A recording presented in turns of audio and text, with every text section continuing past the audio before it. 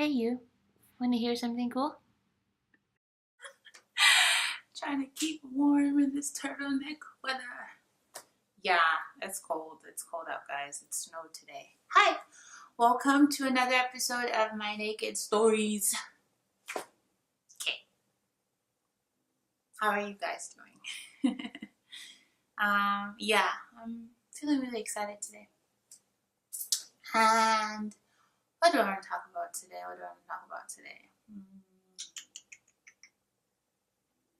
I don't know. What do I want to talk about today? Okay, actually, before I talk about what I want to talk about, if you guys want me to talk about anything, just leave me a comment on something you'd like me to talk about. Please help me figure out what to talk about. Because I have a lot of things to talk about, but it's just hard to actually pick out something. So yeah, if you have thoughts on things that you would like to hear from me or what you want me to what oh my gosh, I can't talk. What you want me to share my thoughts on, please comment and I will share my thoughts on them. Cool. Yeah, so what am I going to talk about today? Yes, I am going to talk about just kind of like an extension of the last video that I posted after a long hiatus. Just a little bit of what happened while I was gone. So, I was majorly struggling with trusting God. And I mean that in the most basic sense. And let me explain. So, for everyone who believes in Jesus Christ, for every believer who says I'm a Christian and means it, not because like their family is Christian or something, or however other way people get involved in faith and religion, people who have made the personal conscious decision to become believers in Jesus Christ, I feel like they've done so as an act of faith and trust. So they've had some sort of conviction in their heart, and they're convinced to some extent that choosing to follow Jesus is the way to their personal fulfillment, their greater purpose, and whatever you want to call that. And I was just, and I felt like that. And I remember when I first became a believer, I used to be like, there's nothing that can ever make my faith in Jesus shake. Like, things can make me like sad or angry, but like there's nothing that can make me think, oh, God doesn't exist or Jesus didn't die for me. Until last year, man, it was crazy. It was this whole process of things, things that were hidden deep within that I didn't know, and then they just started coming to the surface. And it was hectic, guys. So, if you don't know me, there's like so in 2015, in the summer of 2015, I lost my dad, and I love my father, even though we had somewhat of a complicated-ish relationship, just a tiny bit. It's not like too, but it wasn't all rosy. But I really, really, really, really love my dad, respect him, adore him, and yeah, losing him was really, really tough. It was really difficult. And I remember when I first lost my dad, I was trying to be strong for my family because I was far away, and I was like, it's okay. I was calling my mom and my brother and just being like, everything's going to be okay. God is in control. God has a plan.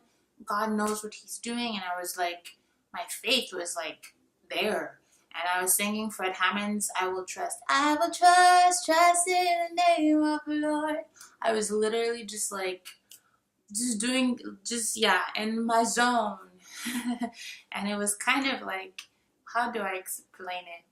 Maybe, I don't know, maybe you're like on some sort of anesthetic that hasn't worn off, so you still think, oh, I know that I'm in a lot of pain, but like there's a lot of cushion for this pain, so I think I'm fine.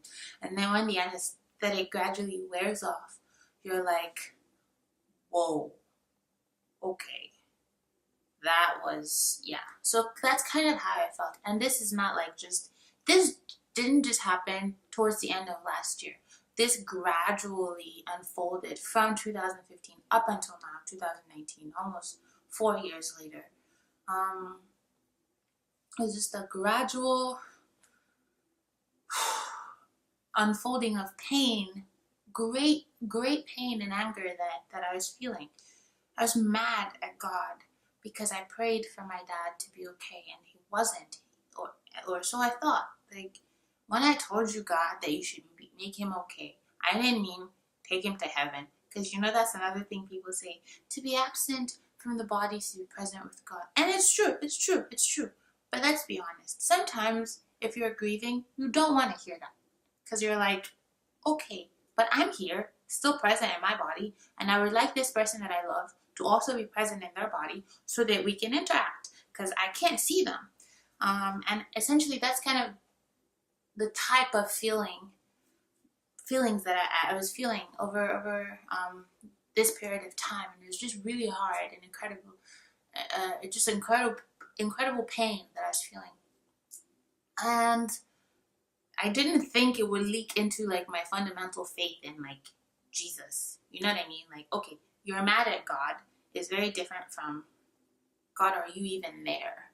And I started to ask that question when I just really wanted the pain to go away. Like, I'd be in so much pain and I'd be crying and praying like, God, please make me feel better.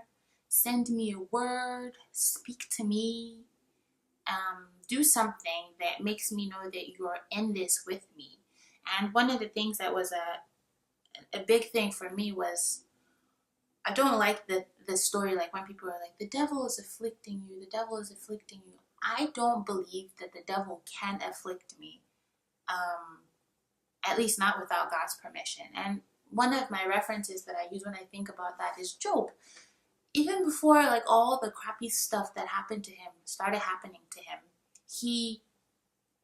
the Satan had to go like talk to God and say, yo, I have to mess with Job a little. If I mess with him, if you let me mess with him a little, then you'll see that he doesn't love you like he says he does, blah, blah, blah.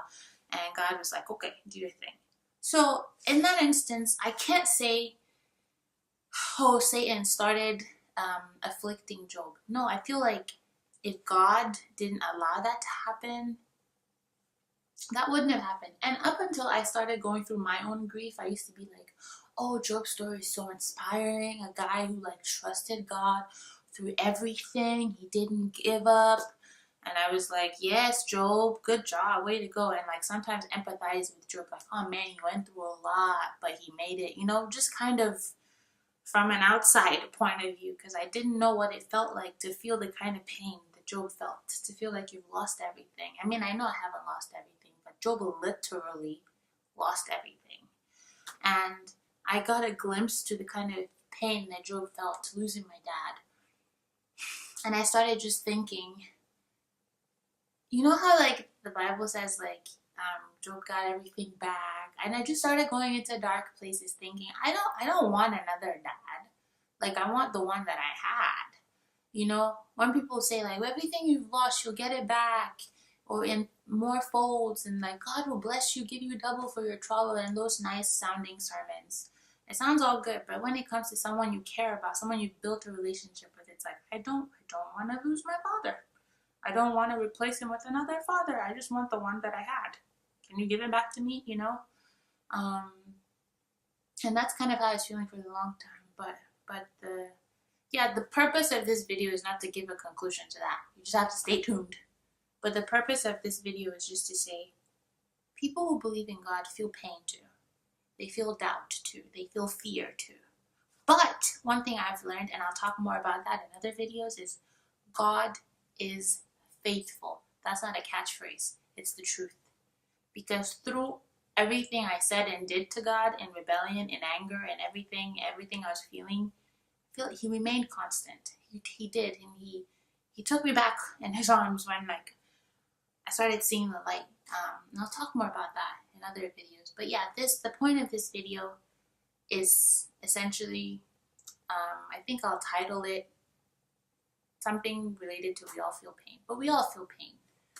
It doesn't matter if you believe in God or not. We feel pain, and pain is real. Pain is real. Pain is real. And pain needs to be felt. Pain needs to be gone through. But God is in our pain. God is in our pain. Yeah, so yeah, there's that should be an encouragement. I know it doesn't sound like an encouragement, but it should be an encouragement. That if you're going through pain, you're not weird. God isn't punishing you. You didn't do anything to deserve it. Pain is just something that people go through. But God is present even in our pain. And I hope that helps you as you go into your week or day or whatever time it is you're watching this. And I hope it just speaks to your heart. To know that everyone feels pain. And even though I'm smiling now, I might be in pain in the next 20 minutes. I hope not really, because I'm tired. I've had a long day. But I'm just saying, you never know. But yeah, God is in our pain. But there's always an upside. There's always an upside. And we just need faith to believe it. We just need faith to believe it. We need to have faith in God. We need to trust that God knows what He's doing when He's working in and through us. And we need to just hold on to Him. And when we can't, we need to ask for more grace to hold on. And the thing is, even if we don't ask for more grace, as long as we have that trust in our hearts, God always provides grace for us. And that's one of the reasons I just love God so much. Yeah, I hope this helped you, and I hope to see you next week or whenever else I post, because I have literally inconsistency. Oh my gosh. So yeah, whenever next I put up a video, I hope to follow up on this. Thank you guys for watching. Bye.